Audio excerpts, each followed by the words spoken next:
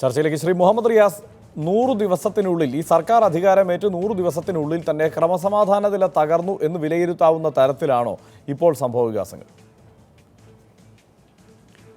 അങ്ങനെ വിലയിരുത്താൻ വേണ്ടി സാധിക്കില്ല. ഇപ്പോൾ മനുഷ്യൻ്റെ ജീവൻ അമൂല്യമാണ് ഹർഷ. അത് വ്യക്തിപരമായ കാരണങ്ങളായിക്കോട്ടെ, രാഷ്ട്രീയ കാരണങ്ങളായിക്കോട്ടെ, അതിൻ്റെ ഭാഗമായി ജീവൻ നഷ്ടപ്പെടുന്നത് ഒരിക്കലും അംഗീകരിക്കാൻ വേണ്ടി പറ്റുന്ന പ്രവണതയല്ല, ദൗർഭാഗ്യകരമാണ്. അത്തരമൊരു രീതിയെ പ്രോത്സാഹിപ്പിക്കുവാൻ ഈ പരിഷ്കൃത സമൂഹത്തിൽ സാധിക്കുകയില്ല. ഇവിടെ കേരളത്തിൽ ഇതുപോലെ വ്യക്തിപരമായും മറ്റ് രാഷ്ട്രീയമായും ഒക്കെ തന്നെ അക്രമങ്ങൾ, കൊലപാതകങ്ങൾ നടക്കുന്നുണ്ട്, കുറേ കാലമായി നടന്നു വരുന്നു. ഇപ്പോൾ കൊട്ടേഷൻ സംഘങ്ങൾ കേരളത്തിൽ പെരുകി. അത് ഈ LDF സർക്കാർ വന്ന ഈ 2 മാസം കൊണ്ടുണ്ടായതല്ല. കൊട്ടേഷൻ സംഘങ്ങളും പോലീസും തമ്മിൽ ഒരു Nexus, there is A Nexus between police officials and quotation team in Kerala എന്ന് പറഞ്ഞത് ബഹുമാനപ്പെട്ട ഹൈക്കോടതിയാണ്. അത് 2013 പറഞ്ഞത്. നിങ്ങളുടെ മാതൃഭൂമി ദിനപത്രത്തിൻ്റെ ശ്രീ ഉണ്ണിത്താൻ്റെ കേസുമായി ബന്ധപ്പെട്ടാണ് അന്ന് പറഞ്ഞിട്ടുള്ളത്. അന്ന് പോലീസിലെ ഒരു ഉദ്യോഗസ്ഥൻ തന്നെ അത്തരം ഒരു ഇടപെടൽ നടത്തി എന്നുള്ളത്. അപ്പോൾ ഇത്തരമൊരു രീതി കഴിഞ്ഞ കുറച്ച് കാലമായി കേരളത്തിൽ UDF സർക്കാരിൻ്റെ കീഴിൽ വന്നിട്ടുണ്ട്. കൊട്ടേഷൻ സംഘങ്ങൾ പെരുകിയിട്ടുണ്ട്. രാഷ്ട്രീയമായി പ്രത്യേകിച്ച് കമ്മ്യൂണിസ്റ്റ് പ്രസ്ഥാനത്തെ തകർക്കാൻ വേണ്ടി കായിക അക്രമങ്ങൾ അത് നടന്നിട്ടുണ്ട്. അപ്പോൾ ഇത്തരം സംഗതികളൊക്കെ ഉള്ള ഒരു കേരളത്തിൽ ഒരു ഭരണം മാറുന്നു, ഭരണം 2 മാസം കഴിയുന്നു. ഈ കൊട്ടേഷൻ സംഘങ്ങളെ അമർച്ച ചെയ്യാനും നിഷ്പക്ഷമായി പോലീസ് മുന്നോട്ട് വരുവാനുമുള്ള ഒരു ഇടപെടലാണ് ബന്ധപ്പെട്ട ഹോം ഡിപ്പാർട്ട്മെൻറ്റ് ഭാഗത്ത് നിന്ന് വരുന്നത്. അപ്പോൾ ഇതൊക്കെ തന്നെ അമർച്ച ചെയ്ത് മുന്നോട്ട് പോകാൻ വേണ്ടി സാധിക്കും. കേരളത്തിൽ ഈ പോലീസ് സംവിധാനം സ്വതന്ത്രമായതിൻ്റെ ഭാഗമായി ജിഷ കേസ് പെട്ടെന്ന് തെളിയിക്കപ്പെട്ടു. ജിഷ കേസ് മുതൽ ഇപ്പോൾ ATM കൊള്ള വരെയുള്ള കേസുകൾ പോലീസ് നല്ല നിലയിൽ ഇടപെട്ടു. പോലീസ് ഉദ്യോഗസ്ഥരിൽ ഇത്തരം തെറ്റായ രീതികൾ, ജനങ്ങളെ അകറ്റുന്ന രീതികൾ പാലിച്ചവരെ അതാത് സമയത്ത് നടപടിയെടുത്ത് പോകുന്ന സംവിധാനവും വന്നു. പക്ഷേ ഈ പറഞ്ഞതുപോലെ ദൗർഭാഗ്യകരമാണ് ഓരോ കൊലപാതകങ്ങളും. ജീവൻ നഷ്ടപ്പെടുന്ന സാഹചര്യം ഒരു കാരണവശാലും അനുവദിക്കാവുന്നതല്ല. ഒരു സർക്കാരിന് പ്രത്യേകിച്ച് ഒരു തരത്തിലും അതിനെ പ്രോത്സാഹിപ്പിക്കാവുന്നതുമല്ല. പക്ഷേ ഈ സർക്കാരിൻ്റെ പാർട്ടി സെക്രട്ടറിയുടെ വാക്കുകൾ തന്നെയാണ് ഈ കൊലപാതകത്തിന്, പ്രത്യേകിച്ച് നാദാപുരത്തെ കൊലപാതകത്തിന് മൂലകാരണമായിട്ടുള്ളത് എന്ന നിലയ്ക്കാണ് മുൻ മുഖ്യമന്ത്രി ഉമ്മൻചാണ്ടി അടക്കമുള്ളവർ പ്രതികരിച്ചിരിക്കുന്നത്. പ്രതിപക്ഷത്തിൻ്റെ നിലപാടും അതുതന്നെയാണ്. അതെങ്ങനെയാണ് കാണാനാവുക? അല്ല, CPIM സംസ്ഥാന സെക്രട്ടറി ഒരിക്കലും കണ്ണിന് കണ്ണ് പല്ലിന് പല്ല്, ഒരു മനുഷ്യന്റെ ജീവൻ എടുത്താൽ തിരിച്ച് ജീവൻ എടുക്കണം എന്നുള്ള രീതിയിലേക്കുള്ള പ്രസ്താവന ശൈലി വ്യത്യസ്തമായിരുന്നു എന്നേ ഉള്ളൂ. ഈ പറഞ്ഞ വേല വരമ്പത്ത് കൂലി എന്നാണെന്നേ ഉള്ളൂ. അതെ, അത് ഇത്തരം കൊലപാതക രാഷ്ട്രീയത്തോട്, പ്രത്യേകിച്ച് സംഘപരിവാറിന്റെ നേതൃത്വത്തിൽ RSS കേന്ദ്രത്തിൽ ശ്രീ മോഡി ഗവൺമെൻറ് അധികാരത്തിൽ വന്നതിന് ശേഷം കമ്മ്യൂണിസ്റ്റ് വേട്ട കേരളത്തിൽ നടത്തിയ ഒരു രീതി, ആ രീതിയുടെ ഭാഗമായി അന്നത്തെ UDF ഗവൺമെൻറ് എല്ലാവിധ സംരക്ഷണവും നൽകി അത്തരം കൊലയാളികൾക്ക്. അത്തരമുള്ള ഒരു ഘട്ടത്തിൽ ജനങ്ങളെ അണിനിരത്തിക്കൊണ്ട് ജനകീയമായി അതിനെ നേരിടണം എന്നുള്ള രീതിയിലാണ് ഒരു ജനാധിപത്യ സംവിധാനത്തിൽ അത് വിശ്വസിച്ച് പ്രവർത്തിക്കുന്ന ഒരു പൊളിറ്റിക്കൽ പാർട്ടി എന്നുള്ള നിലയിൽ അതിൻ്റെ സ്റ്റേറ്റ് സെക്രട്ടറി പറഞ്ഞിട്ടുള്ളത്. അത് പിന്നെ പല രീതിയിലും വേണമെങ്കിൽ വ്യാഖ്യാനിക്കാം. പക്ഷേ അതിൽ പറഞ്ഞിട്ടുള്ള മീനിങ് അതാണ്. അത് അദ്ദേഹം തന്നെ പിന്നീട് സൂചിപ്പിച്ചിട്ടുണ്ട്. അപ്പോൾ അതും ഇതും തമ്മിൽ ഒരു ബന്ധവുമില്ല. ശ്രീ PK ഫിറോസ് കൂടി ഇപ്പോൾ നമ്മോടൊപ്പം ചേരുകയാണ് ചർച്ചയിൽ. ശ്രീ PK ഫിറോസ്, ഇത് ആരുടെ കൊലപാതകത്തെയാണ് ന്യായീകരിക്കാനാവുക എന്ന ദുരവസ്ഥ ഈ വിഷയം ചർച്ച ചെയ്യുമ്പോഴുണ്ട്. കാരണം ഷിബിൻ്റെ കൊലപാതകം, അതിൻ്റെ തുടർച്ചയായി നടന്ന മറ്റൊരു കൊലപാതകം എന്ന നിലയ്ക്ക് തന്നെയാണ് അസ്ലത്തിൻ്റെ കൊലപാതകത്തെയും വിലയിരുത്താനാവുക. സ്വാഭാവികമായും രാഷ്ട്രീയമായ ഏറ്റുമുട്ടൽ പുതിയതല്ല നാദാപുരത്ത്, അതിന് പല മാനങ്ങളുമുണ്ട്. ഇപ്പോഴത്തെ ഈ കൊലപാതകത്തിൻ്റെ സാഹചര്യത്തിൽ ഇതിൻ്റെ ഉത്തരവാദിത്വത്തിൽ മാത്രം നിന്നുകൊണ്ട് നമുക്ക് ചർച്ച മുന്നോട്ട് കൊണ്ടുപോകാൻ കഴിയുമോ? അതായത് ആദ്യമായി ഞാൻ പറയട്ടെ, ഞാൻ അസ്ലമിന്റെ സംസ്കാര ചടങ്ങുകളിൽ പങ്കെടുത്തത് കൊണ്ട് ആണ് സ്റ്റുഡിയോയിലെത്താൻ വൈകിയത്. ഞാൻ അവിടുന്ന് സ്റ്റുഡിയോയിലേക്കുള്ള യാത്രയിലാണ്. അപ്പോൾ അത്യന്തം അതിദാരുണമായ ഒരു കൊലപാതകമാണ് നാദാപുരത്തെ ചെറുപ്പക്കാരനെതിരെ CPM നടത്തിയിട്ടുള്ളത് എന്നുള്ളത് ആർക്കും നിഷേധിക്കാൻ കഴിയില്ല.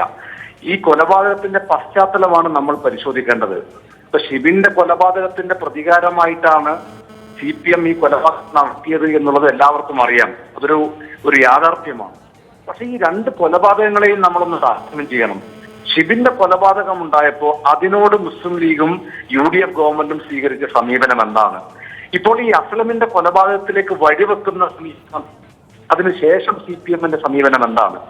ഈ യാദൃശ്ചികമായ ഒരു ഷിബിൻ കൊല്ലപ്പെട്ട സംഭവം ഉണ്ടായപ്പോൾ മുസ്ലിം ലീഗിന്റെ സംസ്ഥാന അധ്യക്ഷൻ പാണക്കാട് സെയ്ദ് ഹൈദർലി ശിഹാബ് തങ്ങൾ തന്നെ ഷിബിന്റെ വസതി സന്ദർശിക്കാനും ഒരു തരത്തിലും ഇത് രാഷ്ട്രീയ കൊലപാതകമായിരുന്നില്ല എന്ന് എല്ലാവർക്കും അറിയാവുന്നതാണ്. ഇടതുപക്ഷത്തിന്റെ MLA ആയ EK വിജയൻ തന്നെ അത് തുറന്ന് സമ്മതിച്ചതുമാണ്.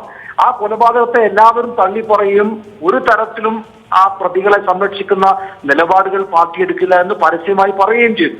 പക്ഷെ പിന്നീട് ഏറ്റവും അടുത്ത ദിവസം CPM-ന്റെ ഏരിയ സെക്രട്ടറി പരസ്യമായി കോടതി മാത്രമാണ് ഇവരെ വെറുതെ വിട്ടത് എന്നും പാർട്ടി അവരെ വെറുതെ വിട്ടില്ല എന്നും CPM-ന്റെ ഏരിയ സെക്രട്ടറി പരസ്യമായി പ്രസംഗിച്ചു. നേരത്തെ CPM-ന്റെ സംസ്ഥാന സെക്രട്ടറി പറയുന്നു, പാടത്ത് പണിയെടുത്താൽ വരമ്പത്ത് കൂലി. അതിനോടനുബന്ധിച്ചാണ് CPM-ന്റെ ഏരിയ സെക്രട്ടറി പ്രസംഗിക്കുന്നത്, ഈ കൊലപാതക കേസിലെ പ്രതികളെ കോടതി വെറുതെ വിട്ടു എന്നുള്ളത് ശരിയാണ്, പക്ഷെ കോടതി മാത്രമേ അവരെ വെറുതെ വിട്ടുള്ളൂ എന്ന് ഓർക്കണം, പാർട്ടി വെറുതെ വിട്ടിട്ടില്ല. അതിനെതിരെ പോലീസിൽ പരാതി നൽകിയപ്പോ യഥാർത്ഥത്തിൽ സംഭവിച്ചത് നാദാപുരം പോലീസിൽ CPM-ന്റെ ഏരിയ സെക്രട്ടറിക്കെതിരെ പരാതി കൊടുത്തപ്പോ ഒരു നടപടിയുമില്ല. അതേസമയം ഈ പാർട്ടി സെക്രട്ടറി ഇങ്ങനെ പ്രസംഗിച്ചു എന്ന് ഫേസ്ബുക്കിൽ പോസ്റ്റ് ഇട്ട ആൾക്കെതിരെ പോലീസ് കേസെടുക്കുന്നു. രാജ്യത്തെവിടെയെങ്കിലും ഉണ്ടാകുമോ ഇത്?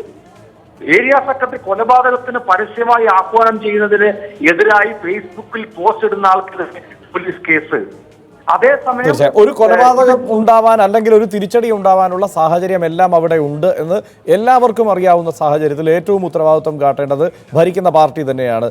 ശ്രീ മുഹമ്മദ് റിയാസ്, അതാണ് അവിടെ ഈ ഏത് കൊലപാതകത്തെയാണ് ന്യായീകരിക്കാനാവുക എന്ന തരത്തിലല്ല, ആരാണ് ഉത്തരവാദിത്വം കാട്ടേണ്ടത് എന്ന തരത്തിലേക്ക് ചർച്ചകൾ പോകുമ്പോൾ ഈ ഘട്ടത്തിൽ അവിടെ ഉത്തരവാദിത്വം കാട്ടേണ്ടിയിരുന്നത് CPM തന്നെയാണ്. അതുണ്ടായില്ല എന്നതാണ് ഏറ്റവും ഒടുവിൽ നടന്നിരിക്കുന്ന കൊലപാതകത്തിൻ്റെ കാരണമായി പറയാനാവുക. നേരത്തെ ഫിറോസ് ചൂണ്ടിക്കാണിച്ചതുപോലെ അവിടെ വെല്ലുവിളികൾ പരസ്പരം നടക്കുകയാണ് നാദാപുരത്തിൻ്റെ ഒരു സ്വഭാവം നമുക്കറിയാം. പക്ഷേ അത് തടയാനുള്ള ഇടപെടൽ അവിടെ ഉണ്ടായില്ല എന്നതാണ് വാസ്തവം. CPM നല്ല നിലയിൽ അതിൻ്റെ ഉത്തരവാദിത്വം നിർവഹിച്ചിട്ടുണ്ട്, ഒരു സംശയമില്ല. CPIM ഇപ്പോൾ മുസ്ലിം ലീഗിലെ ഒരു പറ്റം ക്രിമിനലുകൾ, ഫിറോസ് ഇത് പറഞ്ഞതുകൊണ്ട് ഞാൻ പറയാൻ നിർബന്ധിതരാകുകയാണ്. മുസ്ലിം ലീഗിൻ്റെ നേതൃത്വത്തിലെ ചിലരുടെ സഹായത്താൽ മുസ്ലിം ചെറുപ്പക്കാരെ തീവ്രവാദ പ്രവർത്തനത്തിലേക്ക് പോലും എത്തിക്കാൻ ശ്രമം നടത്തുന്ന ഒരു പറ്റം ക്രിമിനലുകൾ ഈ നാദാപുരത്തും ഈ വടകര താലൂക്കിൻ്റെ പല ഭാഗത്തും പ്രവർത്തിക്കുന്നുണ്ട്. അവർ കാട്ടിക്കൂട്ടിയ പേക്കൂത്തുകൾക്കെതിരെ ജനാധിപത്യത്തിൽ വിശ്വസിക്കുന്നൊരു പ്രസ്ഥാനം എന്നുള്ള നിലയിൽ അത് മറന്ന് ഈ മുസ്ലിം ലീഗിൻ്റെ ഈ ക്രിമിനൽ സെറ്റ് ചെയ്യുന്നത് പോലെ ചെയ്യാൻ CPM തുനിഞ്ഞിരുന്നെങ്കിൽ എന്താകുമായിരുന്നു അവിടുത്തെ സ്ഥിതി? അത് ചെയ്യാതിരിക്കാൻ കാരണം, അതിലേക്ക് CPM-ന്റെ പ്രവർത്തകർ എത്താതിരിക്കാൻ കാരണം CPM-ന്റെ നേതൃത്വത്തിൻ്റെ ശരിയായ നിലപാടും ഇടപെടലും അവിടെ എടുത്തിട്ടുള്ള ഉത്തരവാദിത്വ ബോധവുമാണ്. 5 ചെറുപ്പക്കാർ ബോംബുണ്ടാക്കുമ്പോൾ ബോംബ് പൊട്ടിത്തെറിച്ച് മരിച്ചു. എന്തിനായിരുന്നു ബോംബ് ഉണ്ടാക്കിയത്? 2011 തെരഞ്ഞെടുപ്പിൽ നരിക്കാട്ടിരിയിൽ മുസ്ലിം പള്ളികളിലെറിഞ്ഞ് അത് CPM-ന്റെ പ്രവർത്തകർ എറിഞ്ഞാന്ന് വരുത്തി തീർത്ത് മുസ്ലിം വോട്ട് തട്ടാനുള്ള ലീഗിലെ ഒരു ഗ്രൂപ്പിൻ്റെ ശ്രമമായിരുന്നു. നഫീസുവിൻ്റെ പേരിൽ ഇല്ലാത്ത ബലാത്സംഗ കഥ പറഞ്ഞ് പാവം ബിനുവിനെ കൊലപ്പെടുത്തിയില്ലേ? എന്തായിരുന്നു അന്ന് 2001 തെരഞ്ഞെടുപ്പിൽ ഉപയോഗിച്ച തന്ത്രമായിരുന്നു. ഇതിന് പല അക്രമങ്ങളും, ഞാനതൊന്നും ഇപ്പോൾ ഇതുപോലൊരു വേളയിൽ പല്ലിന് പല്ല് കണ്ണിന് കണ്ണ് കൊലപാതകത്തിന് കൊലപാതകം എന്ന ആശയത്തിൽ വിശ്വസിക്കാത്ത ഒരു പ്രസ്ഥാനത്തിൽ പ്രവർത്തിക്കുന്ന ഒരു വ്യക്തി എന്നുള്ളതിൽ ഞാനിവിടെ പറയാൻ ആഗ്രഹിക്കുന്നില്ല. പക്ഷേ ഞാൻ പറയുകയാണ്, ആത്മാർത്ഥമായി മനുഷ്യൻ്റെ ജീവന് വില കൽപ്പിക്കുന്ന പ്രസ്ഥാനമാണ് മുസ്ലിം ലീഗ് എങ്കിൽ നാദാപുരത്തെ ഈ ക്രിമിനൽ സംഘത്തെ നിലക്ക് നിർത്താൻ, അവരെ തള്ളിപ്പറയാൻ മുസ്ലിം ലീഗിന് നേതൃത്വം തയ്യാറാകണം. മുസ്ലിം ചെറുപ്പക്കാരെ തീവ്രവാദത്തിലേക്ക് എത്തിക്കുന്ന റിക്രൂട്ടിംഗ് ഏജൻസിയുടെ പണിയെടുക്കുന്ന ഇത്തരം സംഘങ്ങളെ ഒറ്റപ്പെടുത്താൻ തയ്യാറാകണം. പ്രമാണിമാരുടെ പണക്കൊഴുപ്പ് ഉപയോഗപ്പെടുത്തിക്കൊണ്ട് പ്രകോപനം ഏത് തരത്തിലും ഉണ്ടാവാം. ആ പ്രകോപനത്തിന് വശംവദരാവുകയാണോ അല്ലെങ്കിൽ അതിനനുസരിച്ച് പ്രതികരിക്കുകയാണോ താങ്കൾ നേരത്തെ സൂചിപ്പിച്ച ഉത്തരവാദിത്വം എല്ലാമുള്ള ഒരു പ്രസ്ഥാനം ചെയ്യേണ്ടത് എന്നതാണ് പ്രധാനപ്പെട്ട കാര്യം. അവിടെ CPM-ന്റെ അണികൾ തന്നെയാണ് ഈ കൊലപാതകത്തിന് പിന്നിൽ എന്ന് ഉറച്ച് മുസ്ലിം ലീഗ് ആരോപിക്കുന്നു. സ്വാഭാവികമായും സാഹചര്യങ്ങളും സാധ്യതകളും ആ നിലയ്ക്കുള്ള രാഷ്ട്രീയ കൊലപാതകം തന്നെയാണെന്ന് പറയുന്നു. കാരണം ആളെ കണ്ടെത്തിയിട്ടില്ലാത്തത് കൊണ്ട് ഞാൻ ആ നിലയ്ക്ക് ആ ആരോപണത്തിലേക്ക് പോകുന്നില്ല. പക്ഷേ ആ ഉത്തരവാദിത്വത്തിൽ നിന്ന് എങ്ങനെ CPM-ന് ഒഴിഞ്ഞു മാറാൻ കഴിയും ഇപ്പോഴത്തെ കൊലപാതകത്തിൻ്റെ ഉത്തരവാദിത്വത്തിൽ നിന്ന്? CPIM-ന് ഈ കൊലപാതകത്തിൽ ഒരു ഉത്തരവാദിത്വവുമില്ല. CPIM-ന്റെ നേതൃത്വത്തിലെ ആരും ഈ കൊലപാതകത്തെ ന്യായീകരിച്ചിട്ടില്ല. CPIM-ന്റെ കോഴിക്കോട് ജില്ലാ കമ്മിറ്റിയോ സംസ്ഥാന നേതൃത്വമോ ഇതിനെ ന്യായീകരിച്ചിട്ടില്ല. CPM ഉത്തരവാദിത്തപ്പെട്ടവർ ഇത് ദൗർഭാഗ്യകരമെന്ന് തന്നെയാണ് പറഞ്ഞത്. പിന്നെ ഫിറോസ് പറഞ്ഞതുപോലെ ബഹുമാനപ്പെട്ട പാണക്കാട് തങ്ങൾ വീട് സന്ദർശിച്ചത് എന്നാണ് ഷിബിൻ്റെ കൊലപാതകമൊക്കെ കഴിഞ്ഞ് കുറച്ച് ദിവസം കഴിഞ്ഞിട്ടാണ്. അപ്പോൾ അത് ഇതിലേക്ക് പറയുന്നത് ശരിയല്ല. ഇതിപ്പോൾ നടന്ന പ്രസന്റ് ഒരു സംഭവമാണ്. അതോടൊപ്പം ഫിറോസ് പറഞ്ഞല്ലോ, അന്നത്തെ UDF ഗവൺമെൻറ് പോലീസ് എടുത്ത സമീപനം മാതൃകാപരമായിരുന്നു. അല്ല ഫിറോസ്, മാതൃകാപരമല്ലായിരുന്നു. അന്നത്തെ പോലീസ് യഥാർത്ഥ പ്രതികളെ പിടിച്ചില്ല.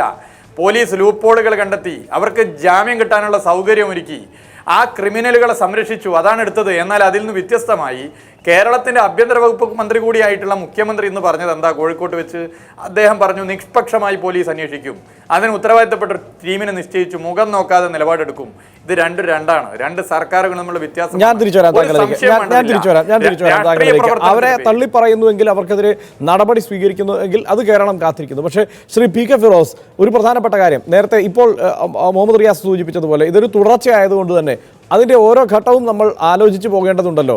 ഈ പറഞ്ഞ ഷിബിൻ്റെ വധക്കേസിന് ശേഷം ഒരാൾ പോലും ശിക്ഷിക്കപ്പെടാത്ത ഒരു സാഹചര്യമുണ്ട്. സ്വാഭാവികമായും അത് സംഘർഷത്തിനുള്ള ഒരു സാഹചര്യം ഒരുക്കുക തന്നെ ചെയ്യും. അതിന് കാരണം കഴിഞ്ഞ സർക്കാരിൻ്റെ സ്വാധീനം ഉപയോഗിച്ചുകൊണ്ട് ആ കേസ് നേരായ വണ്ണത്തിൽ അന്വേഷിക്കാതിരിക്കുകയും അത്